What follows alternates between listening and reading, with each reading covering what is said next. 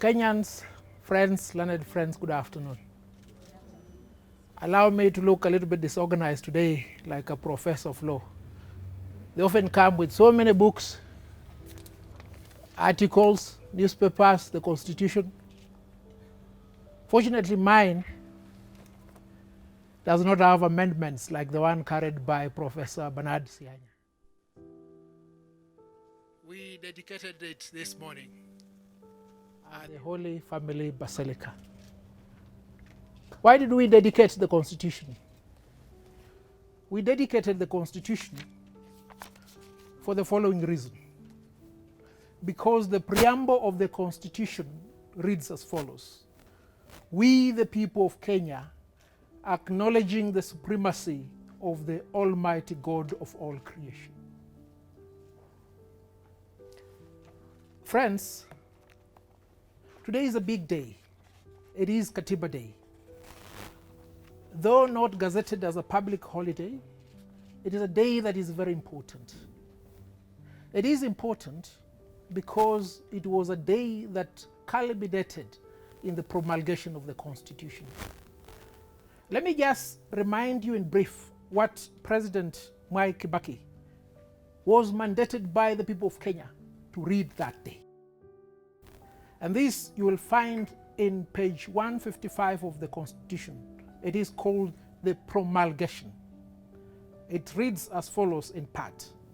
"And whereas the Constitution of Kenya Amendment Act 2008 and the Constitution of Kenya Review Acts of 1997 and 2008, as variously amended, provided a legal framework for the comprehensive review and replacement of the current Constitution by the people of Kenya, which ensured that the review process, and this is very important, accommodated the diversity of the Kenyan people, including socio-economic status, race, ethnicity, gender, religious faith, age, occupation, learning, persons with disabilities and disadvantage, and was guided by respect for the universal principles of human rights, gender, equity, and democracy.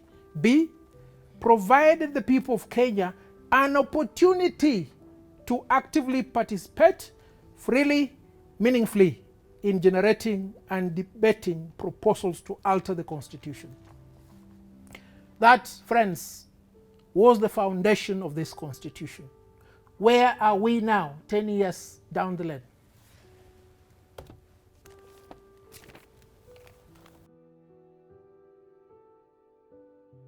This is where we are.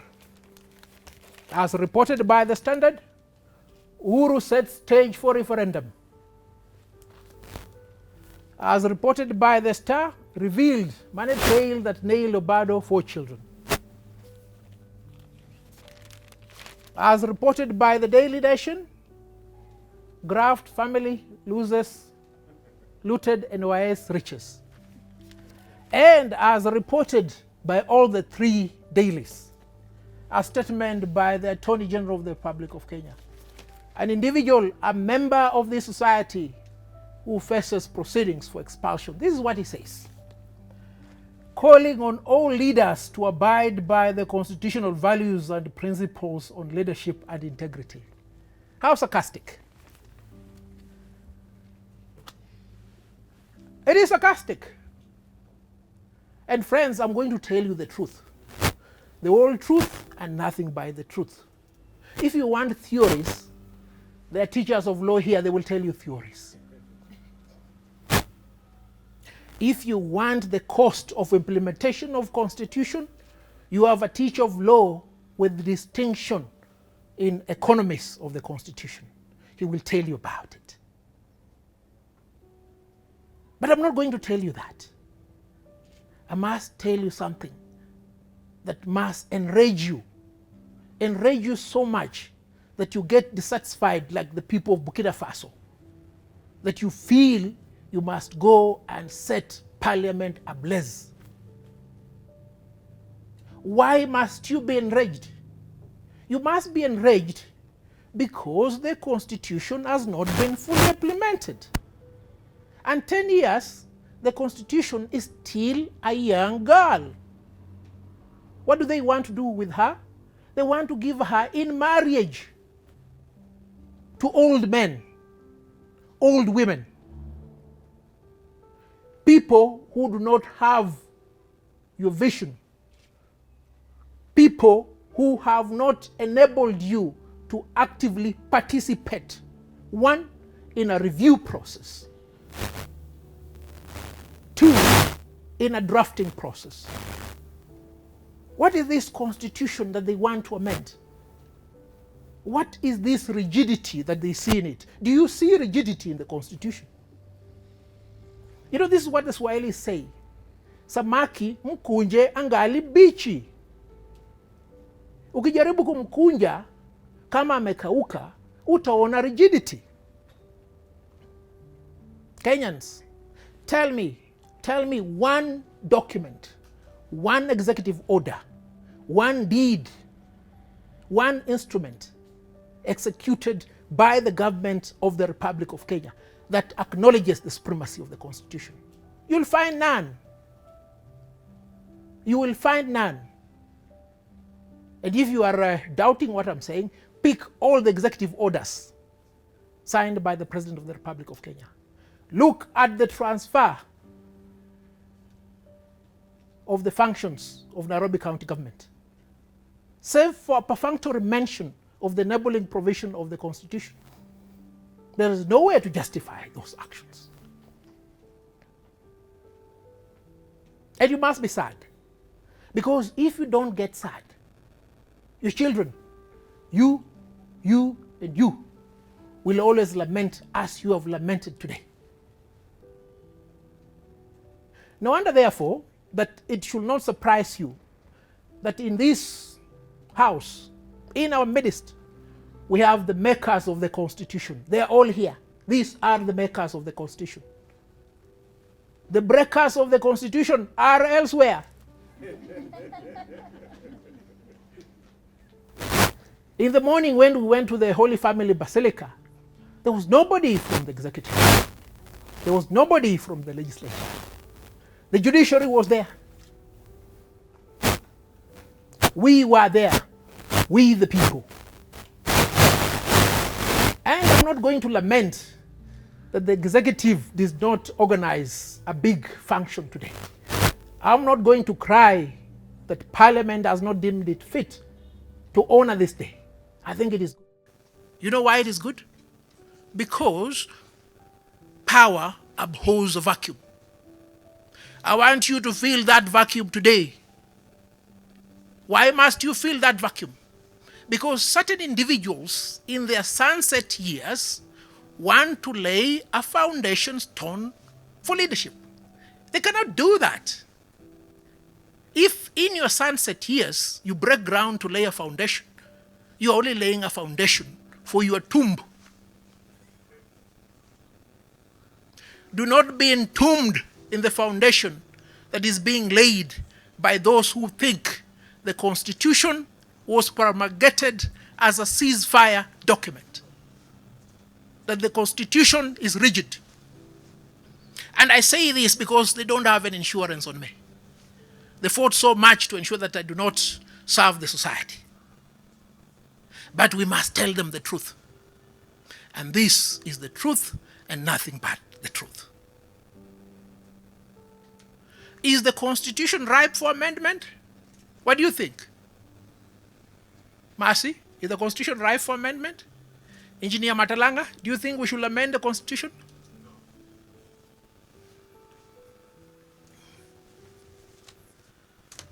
Millicent, do you think we should amend the Constitution? Why are you guys afraid? There are no Subarus to pick here. Speak your mind. Act. There are those who sacrificed. They fought and spoke when there was no freedom of expression. You have the freedom of expression. Express it. And you must express it. Because the Constitution guarantees you that right. No wonder, therefore, we have a commission, the Human Rights and Equality Commission that is supposed to cater for you, to ensure that when you speak, when you act, you're not suppressed. I think the Constitution is ripe for amendment. Sinamna yo, my friends. Let me move from Takatanga and go to Kieleweke. The Constitution is ripe for amendment. Who says no? Fine, Mwalimu, I'll tell you why the Constitution is ripe for amendment. I'm going to pick not more than 5 articles that are required amended.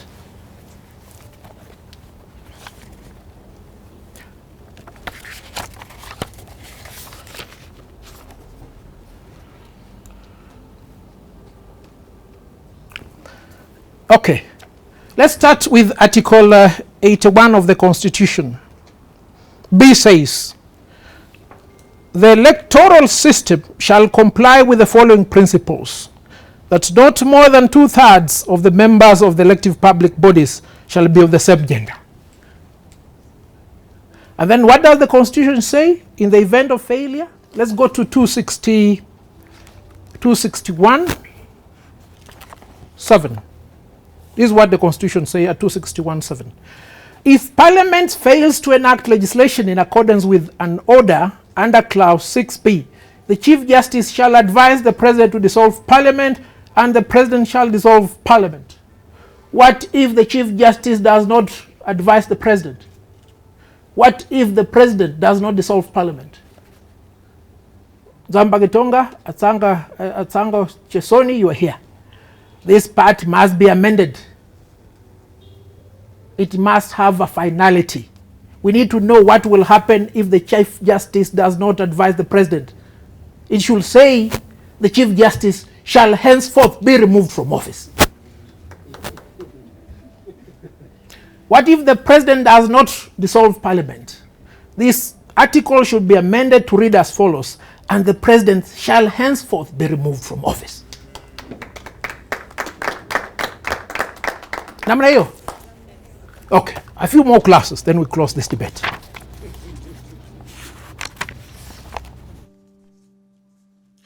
Let's look at the Judiciary Fund, Article 173. It says, Parliament shall enact legislation to provide for the regulation of the fund. What if Parliament does not do that? What if the executive fails to give money to the judiciary? This article must be amended.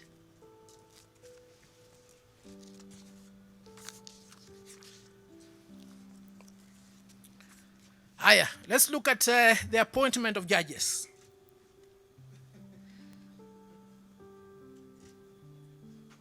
Article 166.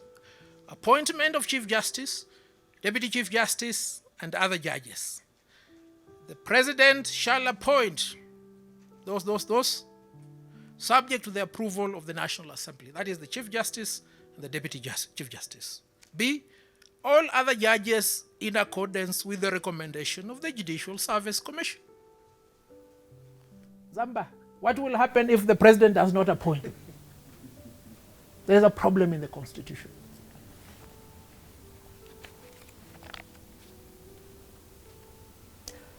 Let me give you a few more, because our professors here should not eat our school fees. They must give us solutions today. Let's look at the role of Parliament. This is the role of the National Assembly under Article 95, Sub-Article 5A. The National Assembly reviews the conduct of the President, the Deputy President, and other state officers, and initiates the process of removing them from office. The National Assembly exercises oversight over state organs.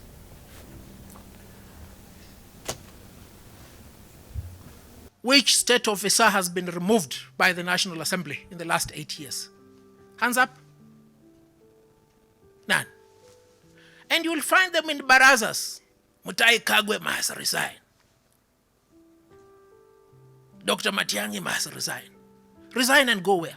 You know, these people will prefer to die than resign. Why am you making them their work difficult? Are you without recourse? The Constitution says initiate their removal. Now, what happens if they don't initiate their removal? I think they should also be removed forthwith.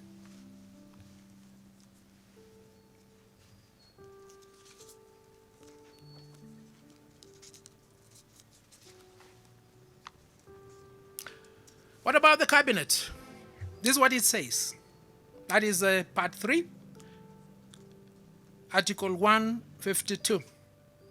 The President shall nominate with the approval of the National Assembly. The President shall nominate and with the approval of the National Assembly appoint cabinet secretaries.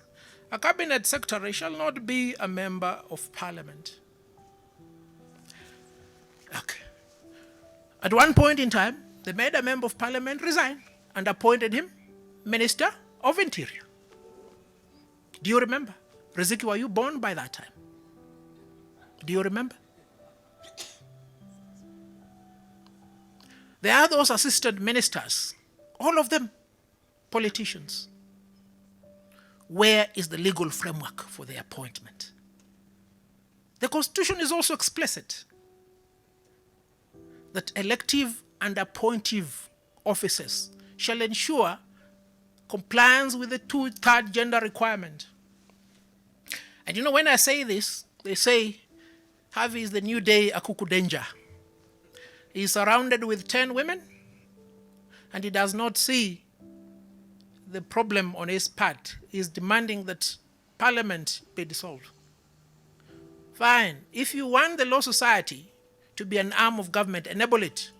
Put it in the national budget. Give us money, because we do a lot of work. But the Constitution must be implemented.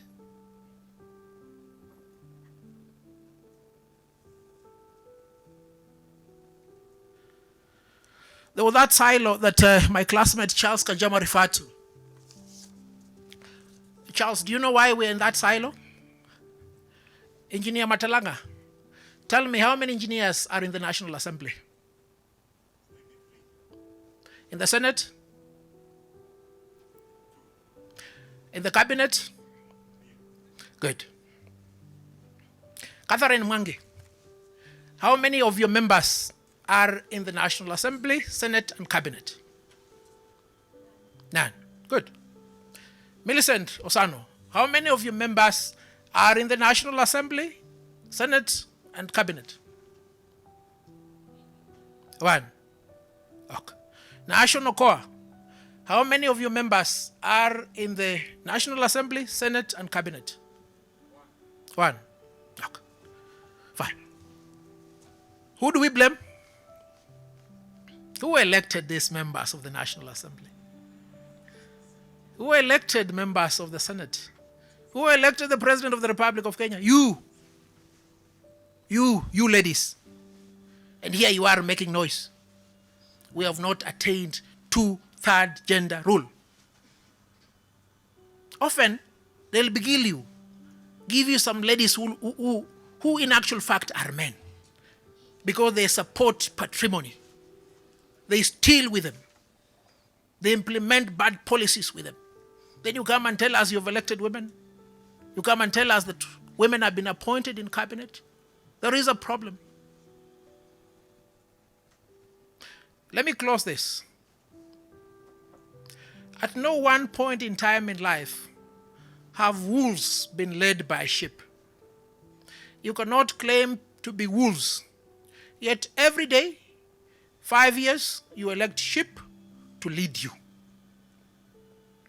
Friends, Nathaniel, Millicent, Nashon, and Charles, I want you in the National Assembly. I want you in the Senate. And if I have the power, I will also appoint you in the cabinet. You see, there is a sentence that you can write. Opportunity is now here. If you read it keenly, it also reads as follows. Opportunity is nowhere. Obstacles are the things you see when you remove your eye from the target. Let me not bore you with my statements. Maybe a Subaru is waiting for me. I better close. Let us always celebrate KATIBA Day. Let it count for something. Because if it does not count for something, it will be for nothing. We did not labor for the last 30 years for the Constitution to count for nothing. Friends, thank you so much. God bless you. God bless Kenya. God bless the Constitution. Mungu aibariki KATIBA na KATIBA Day. Asanteni sana.